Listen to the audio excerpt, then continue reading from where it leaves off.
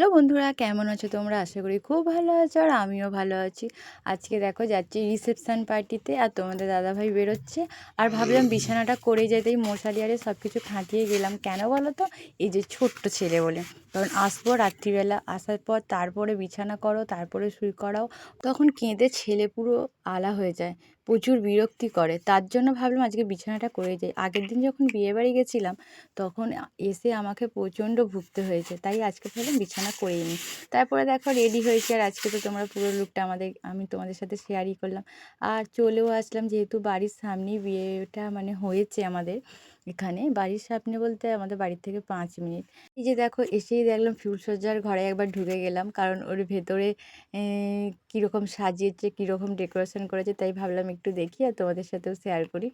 আর ঘরটা খুব সুন্দরভাবে সাজিয়েছে, পেন্টিংটাও খুব ভালো লাগছে হরিণের। আর কেমন লাগছে পুরোটা তোমরাও আমাকে কমেন্টে জানিও। আর তারপরে সোজা চলে আসলাম কনের কাছে।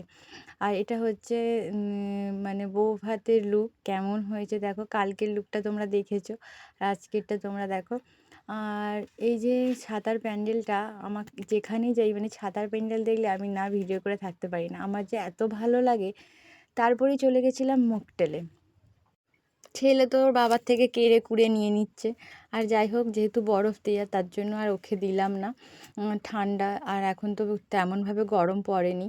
আর দেখো ভীষণ সুন্দর লাগছে। আর তারপরে এখানে বাজি ফাটাচ্ছিল, তোমাদেরকে দেখাচ্ছি দাঁড়াও। আর সব বরযাত্রী মানে কনেযাত্রীরা চলে এসেছে। প্যান্ডেলের ভেতর থেকেই তোমাদেরকে একবার দেখিয়ে দিলাম বাজি ফাটানোটা। আর আমাকে বাজি দেখতে খুবই ভালো লাগে, বাচ্চাদের মতন আমিও পছন্দ করি। এখানে পকোড়া হচ্ছিল, মানে নিয়েছিলাম, তেমন ভালো লাগেনি বলে খাইনি। তারপরে দেখো চলে এলাম খেতে, কারণ মেন কোর্সে চলে এলাম, প্রচণ্ড ভিড় হয়ে গেছিলো, তাই ভাবলাম না বসেই যাই।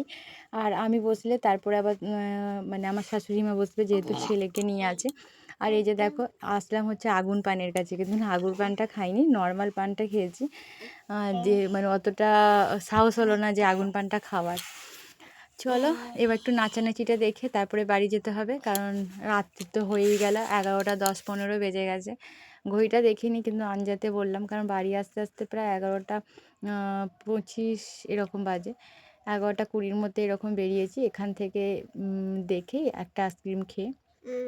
আর ছেলে আসার সময় একটু দেখলাম যে না খেলছিল, অতটা কাঁদেনি। যাই হোক, পুরো ভিডিওটা কেমন লাগলো অবশ্যই তোমরা কমেন্টে জানিও, আর সাবস্ক্রাইব করে লাইক করো। টাটা।